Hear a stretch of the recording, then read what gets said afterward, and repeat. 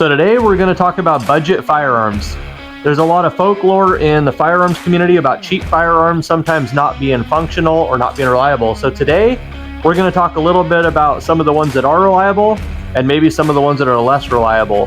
We're going to do this in a review style and compare it to some higher end firearms. So let's get into it. So we're going to do a giveaway, and we haven't done one in a little while. So we have a SOG pack here. Pretty nice little pack. Molly style webbing. It's blacked out. It'd be great for throwing in the truck or kind of as a get home bag or something like that. We're going to give this away. So the only requirements is that you like and subscribe and comment on the video. And best comment takes this guy home right here.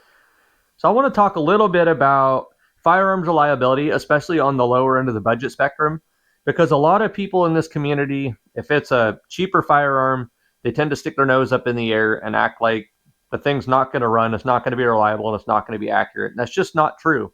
There are some brands that have kind of brought this about where they have created firearms that maybe bust or aren't reliable, tend to jam up a lot, like the Jericho 9mm one, for instance.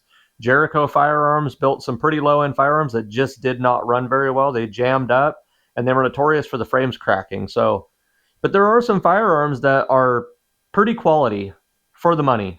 And if you're a person on a budget and you're looking to get into firearms, or you want to pick up another firearm to add to your collection, something that maybe you want to be able to conceal carry or carry for hunting or whatever that is, and you don't have a lot of money, there's a couple options out there that are pretty tried, that are fairly reasonably priced. There's a lot of them out there, and they run. They're fairly accurate. You can hit the target you're aiming at, and they function pretty flawlessly, especially in comparison to some higher end firearms. Now, I have a pretty broad spectrum of firearms here. We're going from high end. This is a Kimber, and everything's been cleared. You can see it's all open. Magazines are empty for safety for all the YouTube police out there. So we've got 10mm. It's a Kimber 1911. This is a very nice firearm, considered to be fairly high quality. So this gun is roughly a $1,700 to $1,800 handgun. I mean, this is a very nice piece, but I've had some reliability issues with it, honestly. And so that's kind of why I wanted to do this video. I wanted to talk a little bit about some of the folklore out there, and then everybody automatically assumes when you buy an expensive firearm that it's just going to be reliable. I had a lot of issues with this Kimber until I kind of figured out what was going on with it. So we'll talk a little bit about that. And I kind of want to focus on budget firearms in this, though. So something like this EAA Witness. This is imported by EAA Witness. They've been importing these for years. This is made by Tanfoglio out of Italy. They've been making firearms since World War II. This is in .40 Smith & Wesson. Basically, it's a CZ75 clone. These are very good handguns. And I've owned this one for quite some time. It's got a lot of rounds down it. I want to talk a little bit about accuracy and reliability and what I've seen with this gun. And kind of get into some of the Tauruses, like this 9mm carry pistol. Very nice little pistol. And yeah, we're going to talk about some of these different guns we got on the table. We're going to talk about accuracy, reliability, and what we have found over the years, because I've owned all of these for quite some time. So we'll get into talking about our Kimber and some of the issues we've seen. So I got a couple 1911s on the table, and one of these is pretty high end, which we talked a little bit about. This is my Kimber 1911 and 10mm. And we also have a Rock Island Armory in .45. This is an officer's carry pistol, and it's got a recover. It's a rail system, screw-on handle grip system, so you can add a light, which I really like it. It's a nice setup. But this is considered to be somewhat of a budget 1911. The Rock Island you can pick up for $400 to $600 in a 1911. This has been a very good gun. So this gun runs pretty well. It's pretty accurate in .45, and it's been an all-around great gun. Some of the jamming issue I've had has probably been more ammunition than anything. I've shot a lot of cheap ammo through this thing. And if you keep it clean and run some better ammo, I don't really have too much of an issue with it. But that's not really my focus today. And we'll get into this a little bit too. So this is my Kimber in 10mm, and I love this gun. I mean, this is a dream firearm. It's like fairly high quality, but I have found that if you run anything but a Kimber magazine in it, it'll jam. I mean, it's machined to very tight tolerances, and that being said, it doesn't like the feed angle of the Wilson Combat mags and some of the other mags that are out there. So if you run anything other than a Kimber, it'll jam on you nonstop.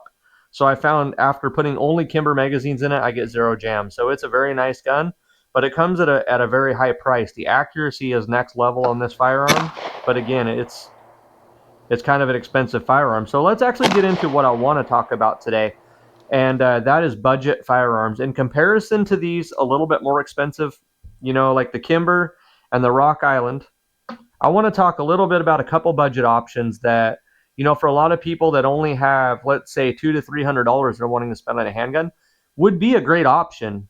Something that you can count on to be reliable, accurate, and you can pack it daily and it's going to run and fire. I mean, I've got a couple that I wouldn't own them if they weren't accurate and reliable. Those are two things. They have to have a level of accuracy and they have to be reliable, or I'm pretty much going to remove them from my collection of firearms. So we'll get into talking about those. We'll bring them over here and kind of break down the review on what I think about both of them, and we'll talk about it.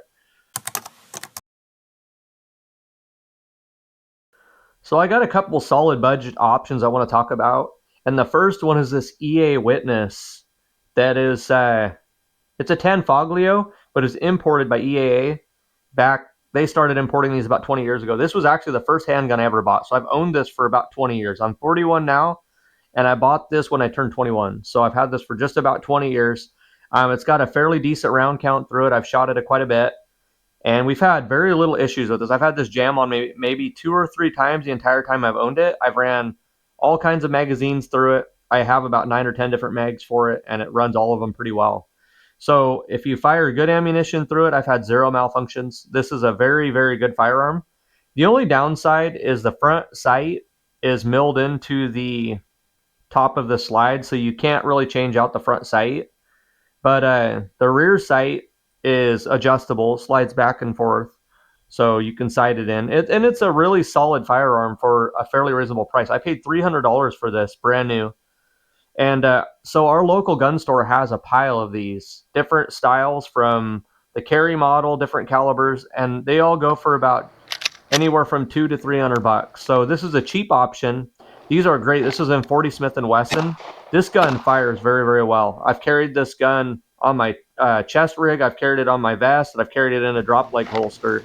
This was my hunting sidearm for a long time, and I trust this gun. It fires very well and very clean. It's pretty accurate. That being said, it's a great budget option. So EA Witness or Tanfoglio, these are good handguns. It's poly lower, so it's fairly light. It's got a steel slide, and it's basically it's a CZ75 clone. So a lot of your CZ75 stuff will work for it, which makes it really nice. So holsters and things like that. And there's a slew of magazines out there for them. They're easy to find. It came with a rail on it, which I like the rail option because I can run a light like this O light I got on it. But I mean, it's a CZ75 basically. It runs just like a CZ, and it's pretty clean. So it fires well. It's got a decent trigger. I would say for the $300 price point, and they have gone up a little bit new, but as far as used goes, they're still in the $200 to $300 price range, and they can be found all over the place, and they're a good option. So if you're looking for a budget firearm, and they have carry models up to full-size models, this is a great way to go. So CZ75 clone, it's the EAA Witness. It's actually Tanfoglio, imported by EAA. So we'll get into our next one. All right, so the next one up is the Taurus.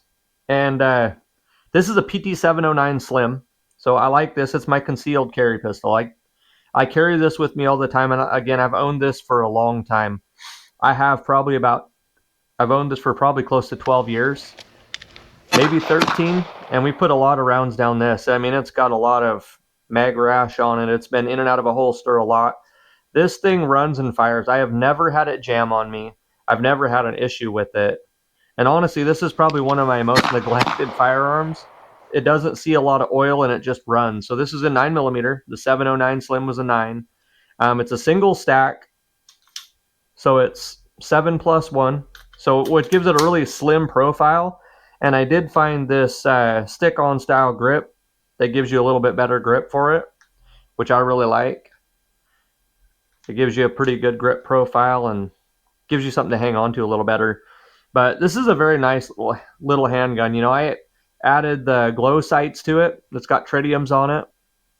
But I fired a lot of rounds out of this little 709 Slim. We have ran with this, shot it.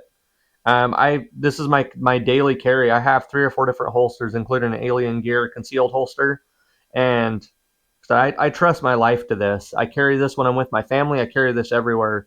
I've never had an issue with this. The frame is held up. Everything's held up. We've put a lot of rounds out of it. Actually, for a small profile handgun, this is one of the most accurate handguns I've fired. So I've shot a lot of small framed handguns, and as far as hitting something out at distance, I would have no problem hitting a small target at 10 yards with this, which is 30 feet. That's a pretty decent range for a small profile handgun. I think this is a 3 or 3.5 inch barrel in it, and it's fairly accurate. They do make a lot of accessories, like you got pinky grip extensions for the pistol grips, which I actually have one on my other mag, and I really like it. It helps out quite a bit, gives you something to hang on to down there. But I carry this in a conceal holster, and I don't like to print, so a lot of times I just run it with the low profile, which works pretty well.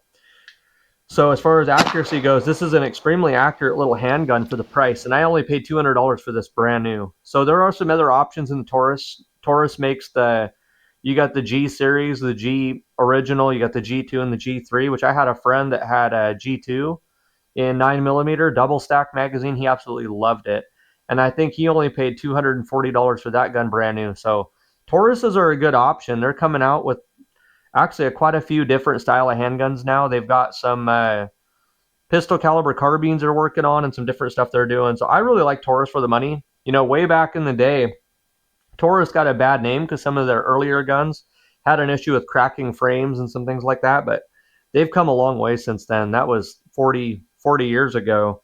You know, now their manufacturing has come up a long ways in the last 20 or so years, 25 years, and they put out a quality firearm for the money. So don't count Taurus out. If you're looking for a budget firearm, especially in the concealed carry realm, I mean, these are a great option for the money. You're talking $200. If something happens to it, it's not the end of the world.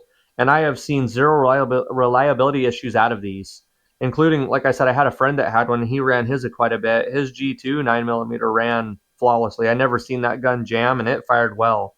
So the 709 Slim and the G series pistols are great. And I know some of the new G series pistols, like I think the G3 has they have some that have optic slide cutouts, which we're going to be looking at one of those and maybe doing a review on it. So a lot of aftermarket options for sights and magazines and different things on these.